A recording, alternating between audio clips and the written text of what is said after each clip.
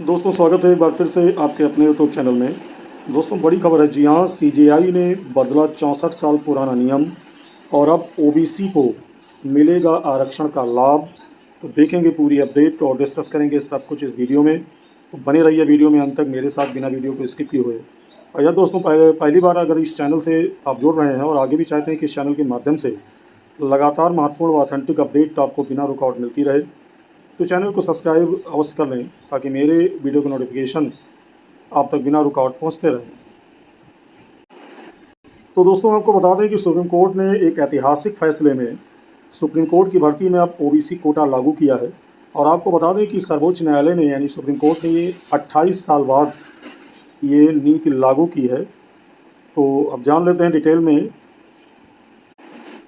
तो आपको बता दें कि चीफ जस्टिस ऑफ इंडिया ने ये बदला है 64 साल पुराना नियम और एक प्रकार से ऐतिहासिक ही फैसला है। और अब आपको बता दें कि सुप्रीम कोर्ट में मिलेगा ओबीसी को आरक्षण। अब किस प्रकार का आरक्षण मिलेगा तो आपको डिटेल में बताने वाले हैं।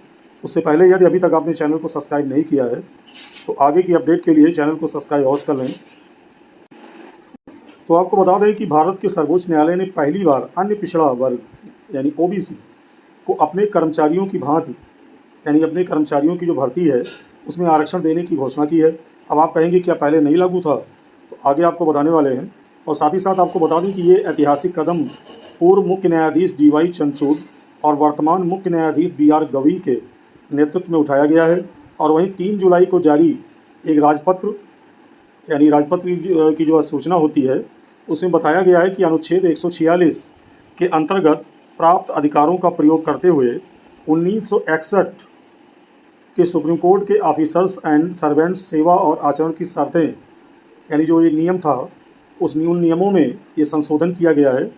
और साथ ही साथ आपको बता दें कि संशोधन क्या किया गया है। तो संशोधित नियम 4A के अनुसार प्रत्यक्ष भर्ती में अनुसूचित जाति यानी एससी, अनुसूचित जनजाति यानी एसटी और अन्य पिछड़ा वर्ग यानी ओबीसी, दिव्यांग, पूर्व सैनिक और स्वतंत्रता सेनानियों के आश्रितों के लिए आरक्षण भारत सरकार द्वारा समय समय पर जारी अधिसूचनाओं और आदेशों की बात किया जाए तो उसके अनुसार लागू किया जाएगा, ये नियम था।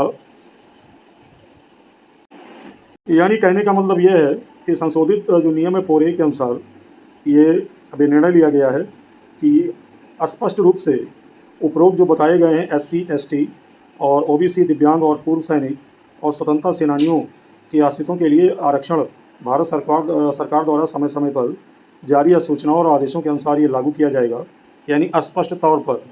तो अब जान लेते हैं पहले नियम क्या था।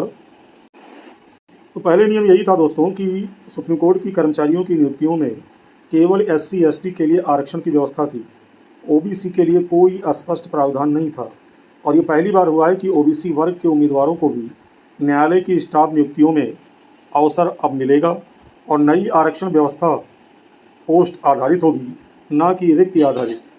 और ये प्रणाली 1995 के सुप्रीम कोर्ट के 5 न्यायाधीशों की संविधान पीठ के प्रसिद्ध RK सबरवाल बनाम पंजाब राज्य फैसले पर आधारित है। यानी ओबीसी का जो कोटा है उस कोटे को भरा जाएगा। और आपको बता दें कि इसको पहले लेकर कोई स्पष्ट व्यवस्था नहीं थी, लेकिन अब ये निश्चित रूप से ओबीसी के लिए लागू किया गया है। और अब थोड़ा और क्लियर कर दूं तो आपको बता दें कि इस फैसले में कहा गया था कि आरक्षण पोस्ट के अनुसार तय होना चाहिए, ना कि सालाना रिक्तियों के आधार पर। और प्रत्यक्ष भर्ती और प्रमोशन के लिए अलग अलग रोस्टर होने चाहिए। और एक बार कोई पोस्ट किसी आरक्षित श्रेणी को आवंटित हो जाए तो वह अस्थायी रूप से उसी श्रेणी की बनी रहेगी, भले ही वह रिटायर हो जाए। लेकिन अब सीजीआई के द्वारा जो फैसला लिया गया है उसमें इन सारे प्रावधानों को बदल दिया गया है। और जितने प्रतिशत जिसको आरक्षण चाहिए वो स्पष्ट रूप से लागू होगा। और ओबीसी इससे वंचित था तो ओबीसी को अब इसमें शामिल किया गया है। और कहीं ना कहीं अब इस ऐतिहासिक फैसले का आगे ये प्रभाव देखने को अवश्य मिलेगा और ये नज़ीर बनेगी आगे जाकर। तो कहीं ना कहीं ओबीसी कैंडिडेट के लिए बहुत ही महत्वपूर्ण ये अपडेट है। तो वीडियो में दोस्तों इतना ही। आगे की अपडेट के लिए बने रहिए चैनल के साथ। बहुत बहुत धन्यवाद।